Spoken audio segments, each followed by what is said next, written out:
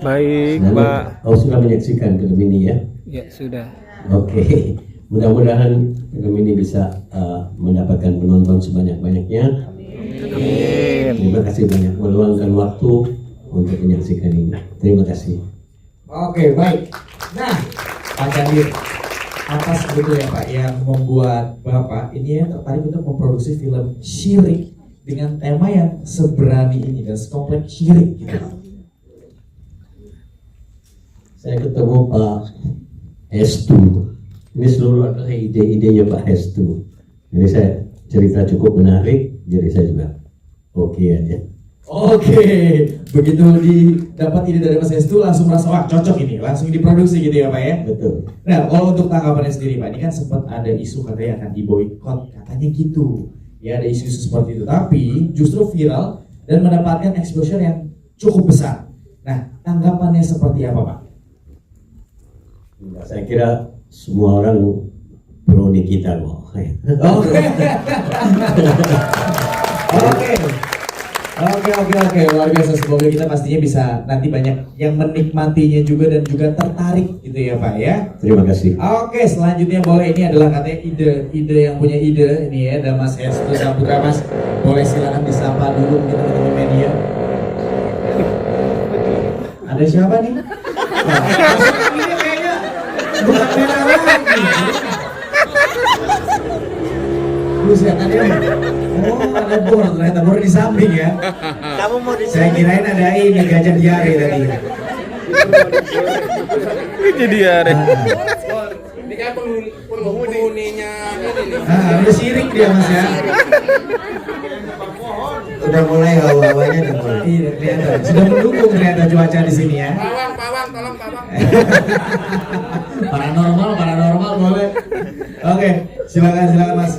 Bagaimana disapa dulu Mas? Oke, halo, terima kasih kedatangannya teman-teman dari media, teman-teman dari semua yang datang hari ini. Kita di sini merayakan perjalanan film Syirik. Mohon bantuan dan dukungannya untuk menyampaikan film ini ke calon penontonnya. Terima kasih, tepuk tangan dulu buat Syirik. Oke. Nah, Mas Hestu, ini kan seperti yang dibilang tadi sama Pak Chandra, idenya itu dari Mas nih. Apa sih Mas yang membuat atau dorongan utamanya, motivasinya akhirnya mengangkat temanya tuh syirik, kesyirikan gitu?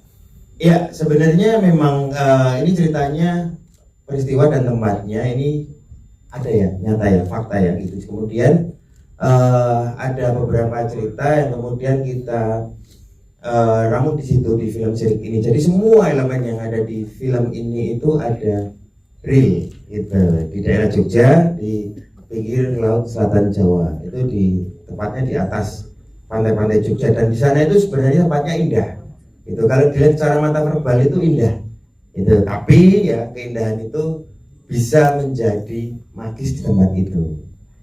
Ceritanya menariknya di situ karena tempat itu kemudian kalau kita bahasakan itu menjadi kata distopia gitu. Jadi atas dasar itu kemudian dengan budaya Jawa yang kuat, kemudian cerita ini menarik untuk dibicarakan, untuk disampaikan ke teman-teman yang lain melalui film Syirik ini gitu. Oke, nah Mas ini kan berarti kan ada berasal dari cerita nyata gitu ya Mas ya, makanya bisa tercipta film ini. Nah, ada nggak sih Mas sebuah persiapan khusus, mungkin ada risetnya Mas gali informasi sendiri, atau mungkin bahkan melibatkan ada tokoh-tokoh spiritualnya sendiri atau mungkin narasumber budaya gitu?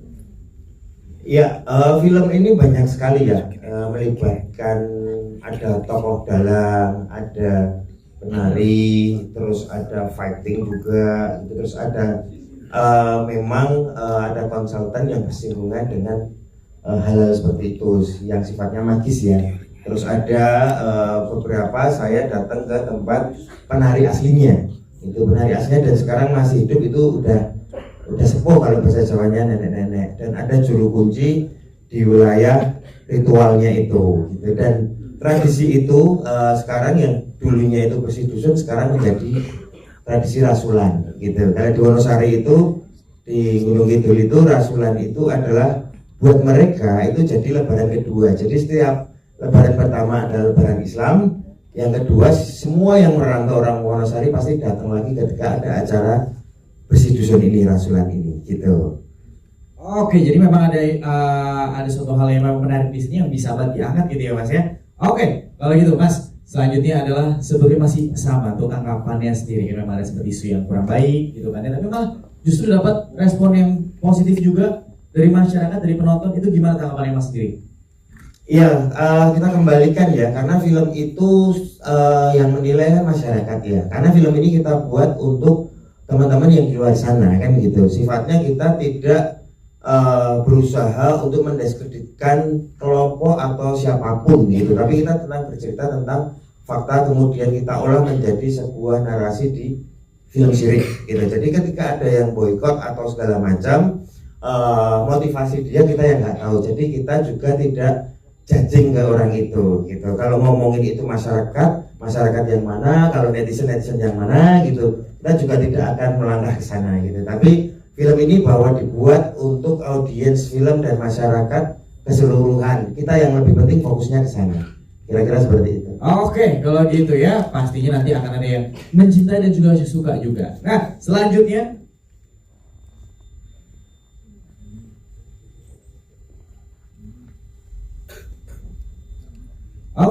selanjutnya saya akan beralih, mungkin bisa ke Bang Fahmi. Apa kabar Bang? Baik. Nah, untuk Bang Fahmi sendiri mungkin bisa menyapa dulu teman-teman media, atau mungkin ada yang ingin disampaikan, mungkin apa gitu yang bisa disampaikan mungkin selaku pengacara dari Televisan. Oke, terima kasih. Selamat sore dan terima kasih buat semua rekan-rekan yang ada di tempat ini. Saya sebetulnya kemarin ceritanya, saya harus kembali ke cerita kemarin. Saya tiba-tiba itu bertemu dengan Nikita Mirzani karena saya besuk. Dan pada saat saya besuk itu, dia meminta saya untuk mewakilinya hadir pada acara ini karena dia dalam keadaan yang memang tidak memungkinkan untuk hadir karena ada persoalan hukum. Saat ini saya di sini dalam keadaan yang luar biasa. Saya melihat ini film, saya tadi dengar adalah sebuah kisah nyata yang diangkat dalam sebuah film, dan itu adalah sebuah keberanian yang luar biasa. Saya berharap, Nikita juga berharap, ikuti terus film ini, jangan lupa selalu menonton. Dan dia menyampaikan terima kasih sebanyak-banyaknya atas semua dukungan yang diberikan oleh teman-teman dan semua masyarakat dalam proses film ini. Saya ucapkan juga luar biasa kepada produser, sutradara, dan bintang film dalam film ini. Saya pikir itu yang bisa saya sampaikan. Titip pesan Nikita Mirzani, jangan lupa tonton selalu film ini. Terima kasih. Oke, terima kasih. Baik Bang Fahmi sudah memberikan pesannya juga pesannya. Baik, permisi. Yes, teman-teman bisa dikasih ke Kak Kinar Yosi yang ada di sebelah kiri paling ujung. Sorry, permisi. Apa kabar? Kak Kinar boleh disapa dulu teman-teman media yang ada di sini. Halo semuanya, selamat sore. Terima kasih waktunya karena udah bisa menyempatkan datang ke acara ini ya. Terima kasih. Oke, untuk Kak Kinar sendiri ini kan karakternya adalah sebagai seseorang yang menjaga rahasia leluhur. Pastinya punya peran juga karakter yang sangat penting di sini. Nah, gimana? Ada nggak usaha-usaha sendiri yang dilakukan untuk dalam menjalin peran atau mungkin menjalin chemistry sama teman-teman yang lainnya? Apalagi kan muda-muda juga nih. Iya betul. Kalau untuk peran Kinar sebagai Santika, kan di sini banyak ada nari sama ada nyindennya sedikit deh, nyanyi lagu Jawa gitu ya. Jadi aku memang dikasih guru sama mereka, dikasih guru nari, guru pokoknya nih kalau ada pertanyaan Jawa sama Mbak Cahwati. Jadi itu salah satu persiapannya. Kalau misalnya untuk chemistry sendiri kita lebih kayak lagi reading gitu ya Dek ya. Terus kan sering ketemu tuh reading. Jadi dari situ kita membangun chemistry. Dan sama Rachel itu nggak susah kok, karena walaupun dia anak zaman now, tapi dia juga sangat profesional gitu. Jadi tahu aja gitu kalau chemistry-nya nih enak nih gitu dan dapat. Dan kalau sama pemain yang lain, sama Mas Doni aku udah sering syuting, jadi chemistry gampang lah sama dia. Terus sama Mas Totos juga udah sering ketemu, jadi gampang. Sama yang lain juga walaupun baru pertama kali ketemu, tapi alhamdulillah kita oke-oke aja kok, chemistry-nya asik-asik aja dan dapat aja, alhamdulillah. Kayaknya yang susah Mas Totos ya. Mas Totos ya. Kenapa Mas Totos itu susah kalau boleh tahu kenapa Mas Esti? Karena dia sangat fokus dengan karakter dia yang sin-sin berduaan dengan Mbak Nikita Mirzani. Jadi aku sering dicuekin sama dia. Lebih ke cemburu iri ya sebetulnya ya. Iya begitu. Oke. Nanti saat teman-teman media ada kesempatan untuk bertanya. Ini sesi khusus sama Mas Totos ya. Oke. Oke. Untuk Kak Ginaryosi sendiri nih. Ya kan tadi sebetulnya dari film Syirik ini ya kan, apa yang bisa dimaknai sebagai seorang artis senior? Syirik itu kan menduakan ya, menduakan Tuhan kan. Jadi sebenarnya sih kalau dari kesehariannya tuh banyak ya syirik, bukan syirik ke Tuhan aja, ke yang lain juga banyak gitu. Terus apa pertanyaannya? Gak memaknai gimana cara makna film Syirik ini sendiri untuk Kakak Ginaryosi gitu sebagai seorang artis yang senior gitu. Masih ingat itu Gimana, skenario yang tadi pagi. Iya, Mas Totos kayak goyang nih sedikit ya. Jadi mungkin pesannya dari karakter aku kali ya. Jadi ya kan saya kan di Santika ini membawa kayak kepercayaan Santika gitu untuk ini nih ajaran yang benar, saya harus anak-anak saya harus seperti saya karena ini adalah pesan leluhur segala macam gitu. Tapi nyatanya itu salah gitu. Nah jadi mungkin kita juga nggak boleh kayak terlalu, kita harus cari yang benarnya tuh apa gitu. Jadi sebenarnya seperti itu ya. Hidungnya juga susah pertanyaan sih, gampang ya sih tentang Mas Totos. Oke, kalau gitu terima Iya, kasih. gitu ya. Terima kasih Thank you Tuhan semuanya, Ginaryosi. terima kasih. Boleh pindah ke Rachel yang dekat aja. Rachel mungkin boleh menyapa nih teman-teman media dulu silakan. Hai, selamat sore teman-teman media. Terima kasih yang udah mau nyempetin waktunya di hari Senin ini untuk datang ke gala premier film kita Syirik. Oke, nah Rachel, kamu tuh peran kamu adalah terjebak nih di antara tentang sebuah rahasia leluhur yang harus kamu terhimpit kondisinya kan? Yes. Maju kena mundur kena nih ibaratnya kayak gitu. Nah gimana kamu bisa mendalami perannya ya, dan juga gimana kamu mempersiapkan diri secara emosional? Kalau Sari sendiri kan dia terjebak antara kebingungannya mau mematuhi ibunya, dimana dia ini sangat amat sayang ya. Ibunya adalah dunianya gitu, tapi juga di lain hal ada cinta masa kecilnya Mas Said yang membawa ajaran agama Islam, dan di situ dia bimbang, dia bingung antara harus memilih antara ibu atau Mas Said, dan juga sebenarnya mana yang benar. Untuk saya sendiri menyiapkannya, pastinya kita membaca ulang skripnya berkali-kali. Aku membaca ulang skripnya tuh berkali-kali di rumah. Mungkin di luar dari itu aku juga coba mencocokkan pengalaman pribadi aku di saat aku pernah rasa terjebak atau bingung, dan coba aku cocokin. Dan tanya ada meditasi ringan sih. Wow. Nggak sengaja, nggak tahan. Wah. Mas Totos. Angin kayaknya. Udah 3 hari ya. Maaf. Masuk angin nitrogen kayaknya tadi Mas ya. Oke. Bisa silakan. Oke. Saya ditumbalkan. Oke, nah, bisa gini. Di antara banyaknya scene yang kamu apa yang kamu jalani gitu kan. Apakah ada scene yang paling menantang, mungkin yang scene yang paling berat itu di saat apa? Pastinya waktu Sarinya kesurupan kali ya. Itu kan kalau kondisi fisik aku, kita harus udah pakai make up. Aku juga pakai softline yang mana penglihatan aku tuh ngeblur sekitar 80%. Di situ juga kita tuh pakai pasir gitu di tanahnya, kita dipakein pasir dan di blow pakai angin kenceng gitu, otomatis masuk ke mata. Iya benar. Di situ saya harus teriak, saya harus lari, Nggak ngeliat lagi ya. dia nggak ngeliat lagi ya. Dan supaya gimana semuanya tetap aman. Di situ semuanya harus dikerahkan sih. Di Oke. situ mungkin yang paling sulit. Nah itu teriaknya karena kesurupan atau karena perih sebetulnya. Dua-duanya sih. Susah banget ya. Udah cantiknya susah dari duitnya.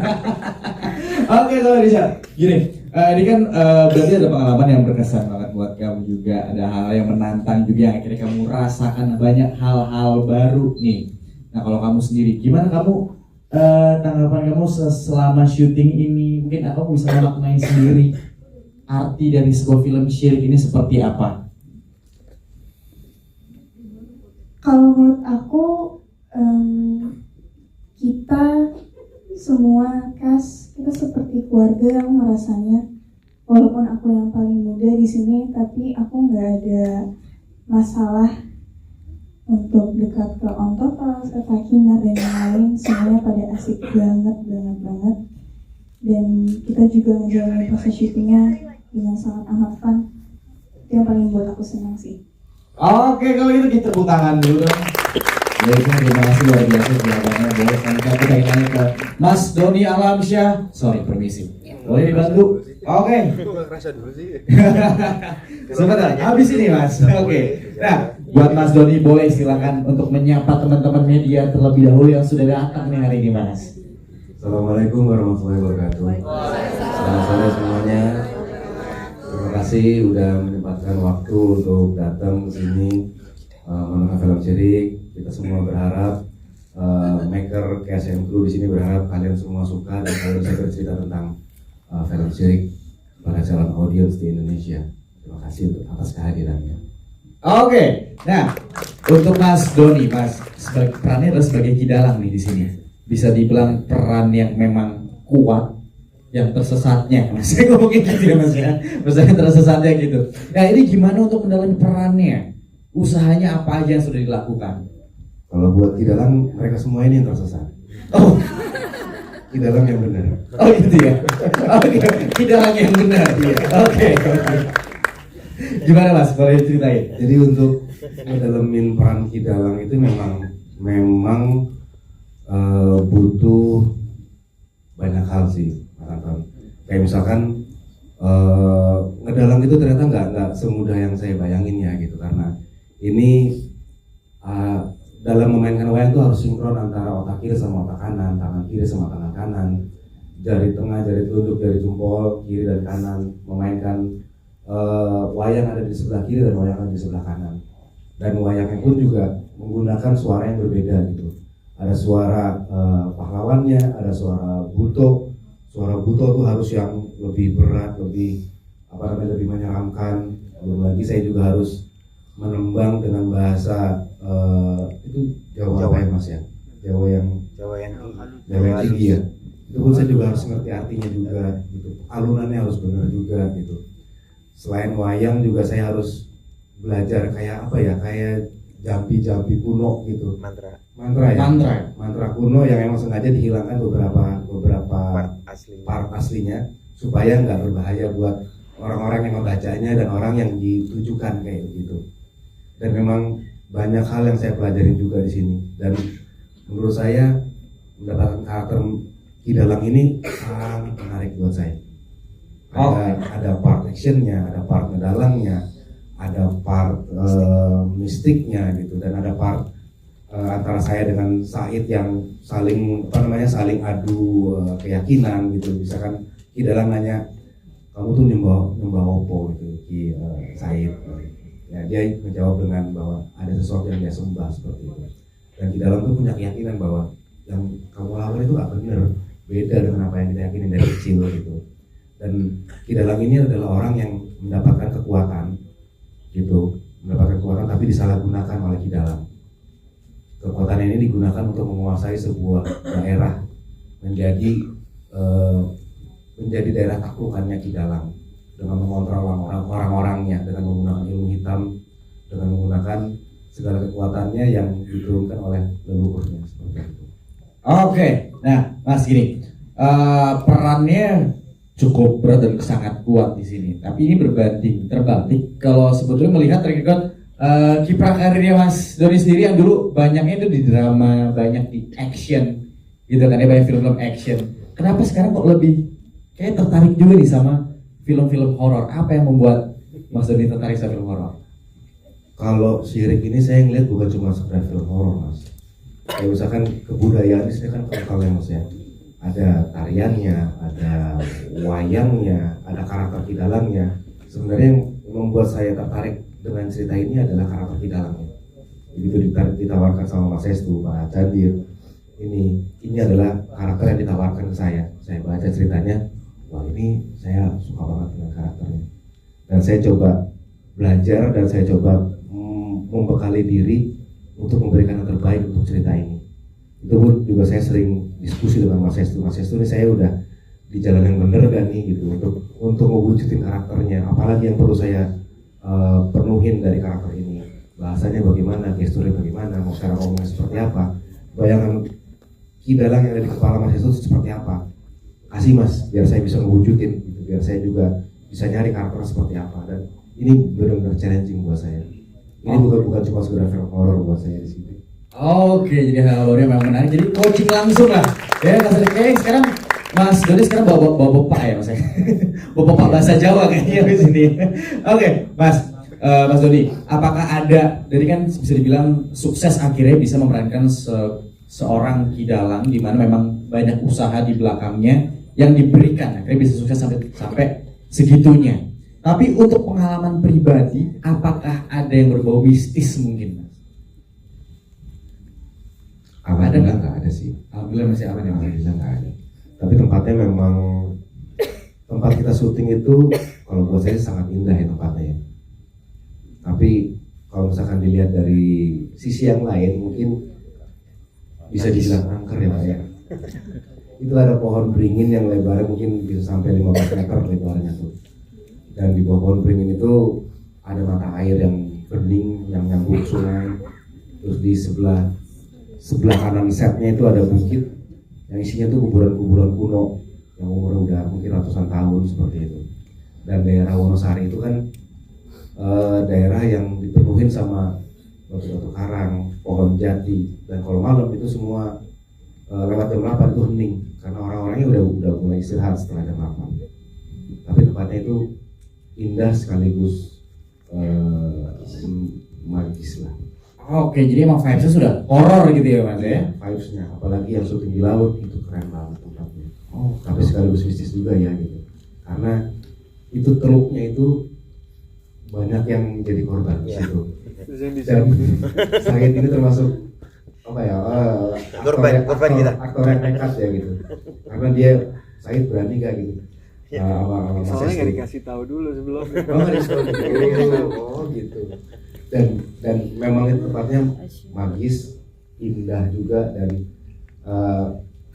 Rasya ini saya acungin perempuan aja berani banget syuting di tempat itu. Oke,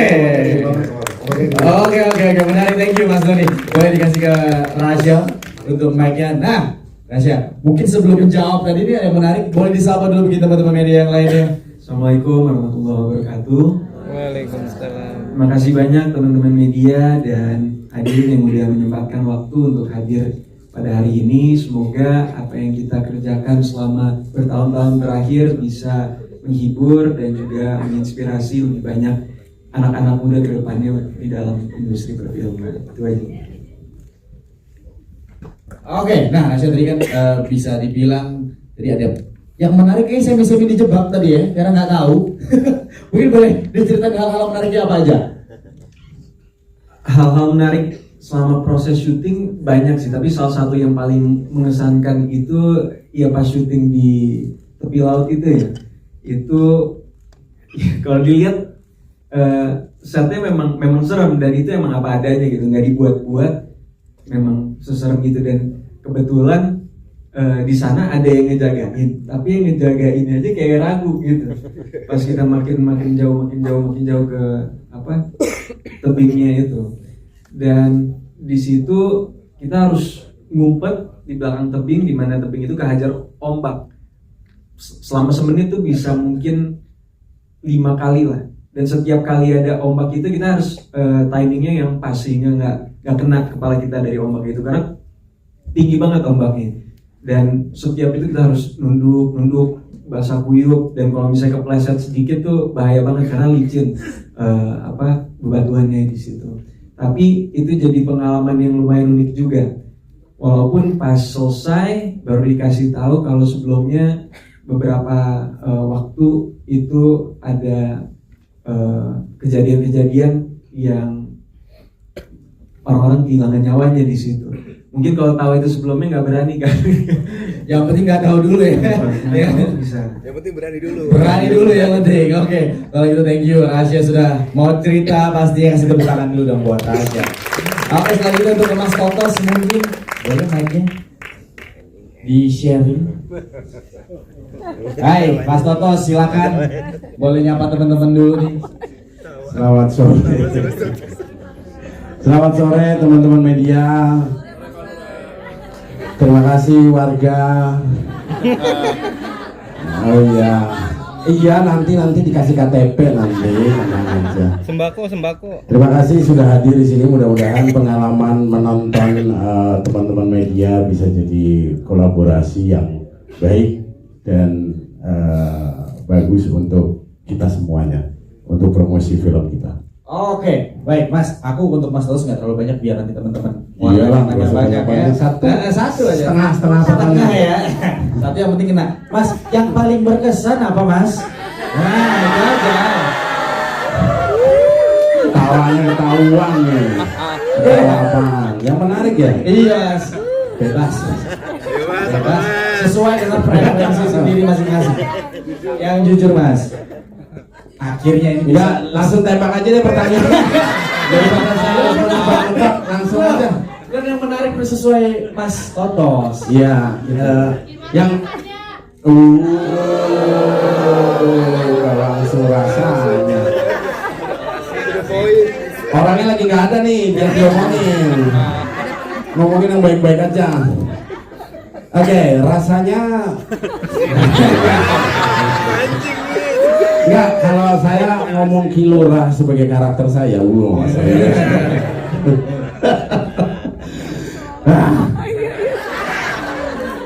memang itu bagian yang bikin saya agak-agak grogi, itu memang itu saya akuin. Tapi saya mencoba mengalihkan kepada karakter Lurahe. Ada dari antara karakter semua, cuman ada 2 yang tidak punya nama, ya kan? Ya, Pak Hestu ya. Lurahe sama Ki Dalang. Nah, kita berdua tuh kadang-kadang suka, kita sebenarnya namanya siapa sih? Kok anonim gini ya? Lurahe sama Ki Dalang. Yang lainnya punya nama, fine-fine aja. Sama Hestu sebagai penulis gak dikasih nama. Siapa kayak Ahmad, Kilora namanya Ahmad Fauzi gitu, atau Ki Dalang namanya Suprapto gitu. Jadi kan tenang ya kita ya. Ini hampir sampai sekarang nggak pernah dibuka rahasia itu. Sebenarnya nama Kilurah itu siapa? Lurah itu siapa? Ki Dalang itu siapa? Sampai sekarang nggak dikasih tahu namanya. Ya itu udah rahasia dapurnya penyutradaraan sama penulisan itu. Itu sih yang sangat menarik sekali. Ya, Mas, ya. Menarik banget. Yang lainnya nggak ada lainnya. Ini kan sudah versinya Mas Totos tadi. Nah, sekarang sudah cerita teman-teman, silahkan teman-teman dari media yang ingin bertanya ke Mas Totos. Enggak, maksudnya ke semuanya, bukan ke Mas Awas Totos. ya nanyanya. Ke semuanya teman-teman yang ada di sini, silahkan mau tanya apa aja boleh. Kita kasih 2 kesempatan untuk bertanya. Boleh? Tadi yang mana? Ya, yang ujung yang perempuan di sebelah sana pakai kacamata, boleh? Mas Totos dulu, Mas Totos. Boleh. Permisi, mic Mas. Nggak apa-apa di sini. Ada mic lagi nggak, teman-teman?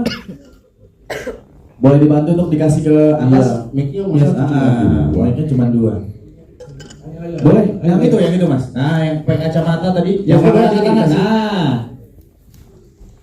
Kalau nggak dikirimin dulu Mas. Nah, yuk. Sip.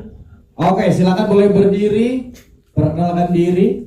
Selamat sore, sebelumnya perkenalkan saya Fiksi dari mediavoid.id. Saya pengen nanya ke Tengku Rasya aja sih, tadi kayaknya belum sempat ditanyain soal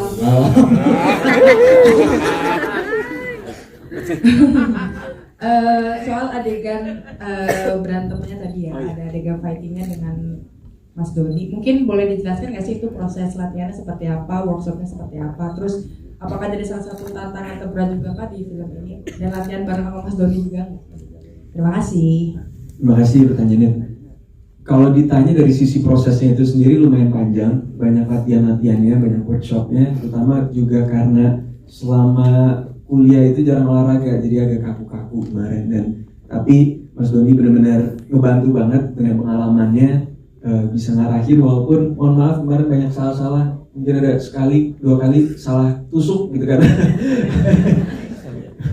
Iya. Karena itu kan sequence-nya lumayan panjang, harus dari sisi karakternya juga ngebawa atau nunjukin beberapa emosi yang berbeda sekaligus, dan dari sisi timingnya segala macamnya tuh kita harus dapet take yang sempurna gitu. Walaupun ya nggak tahu gimana hasilnya itu dari penonton sendiri, tapi ya kita benar-benar berusaha semaksimal mungkin sih kemarin. Oke, kalau gitu thank you sudah terjawab. Mungkin ada satu lagi yang mau nanya, silakan. Boleh tambahin nggak Mas Anton? Boleh, silakan Mas Doni.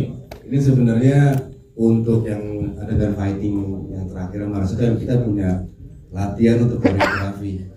Tapi ternyata pada saat kita syuting, saya itu harus pakai kontak lens warna hitam.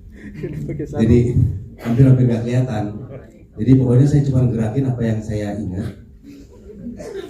Rasanya si Rasya ini yang menghindari semua serangan saya. Jadi hebat sebenarnya Rasya. Tepuk tangan dulu dong. Oke, kalau gitu tadi boleh yang mau bertanya tadi yang di depan, sini boleh. Perkenalan dulu, namanya siapa? Selamat sore, saya Iqbal dari Pakar Popcorn Media. Pertama selamat kepada Ganesha Film, Pak Candir dan Mas Restu dalam rilis perdagangan pertama di press screening ini. Pertanyaan dari saya, ada nggak sih pro kontra antar pemuka agama di dalam proses syuting ini, dan juga seberapa first impressionnya Mbak Kinar Yosi dan Mbak Rachel dalam memerankan Sari dan Santika? Terima kasih. Oke, boleh silakan untuk Mas Restu dulu. Singkat aja, karena kita tidak berbicara tentang agama ya, walaupun judulnya siri dari POV Islam. Jadi isi dari film ini lebih ke spiritual dan ritual personal gitu. Jadi POV-nya dari situ. Jadi bahwa film sirik ini dengan point of view Islam, bahwa itu terlibat yang ada di dalamnya memang realitasnya juga yang saya berikan terhadap karakter Rasya yang di sini Raden Mas Said namanya, itu punya kedekatan sendiri dengan masyarakat Jawa ketika ngomongin sejarahnya Islam masuk Jawa gitu. Nah, tapi ya, di garis bawah adalah bahwa film ini berbicara tentang ritual masyarakatnya, spiritual, tentang personalnya masyarakat. Jadi tidak ada agama di dalam film ini. Gitu. Terima kasih. Oke, baik, selanjutnya tadi untuk Kak Kinar dan juga Rachel, boleh dijawab tadi gimana tuh? First impression ya. First impression untuk karakternya. Pertama kali aku baca sinopsis film Syirik ini, aku udah langsung juga diceritain sama Om Hestu kalau kita bakal syuting di Desa Wonosari. Dari sinopsis yang aku baca, aku menganggap kalau Sari ini adalah anak gadis desa yang tinggalnya di lokasi yang sangat amat indah, dan itu menurut aku adalah suatu keajaiban lah. Apalagi peran ini ditawarkan untuk aku sih, jadi sangat amat senang untuk bisa memerankan karakter Sari ini. Oke, selanjutnya. Kalau first impression aku untuk karakter Santika, terus terang aku suka banget sama karakter ini.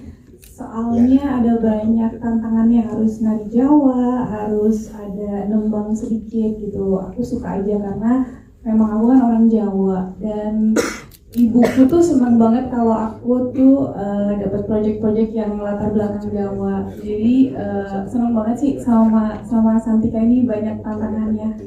Thank you. Oke, kalau gitu terima kasih buat teman-teman semuanya yang pengennya tenang. Kita masih akan ada doorstop, jadi silakan mau tanya sebanyak-banyaknya nanti di luar bisa. Oke, kalau gitu untuk teman-teman filmmaker dan juga guys, boleh mungkin untuk bisa foto-foto lagi ya. Mungkin tadi belum dapat fotonya, di sini aja boleh berdiri. Oke, silakan teman-teman. Iya, boleh berdiri dan juga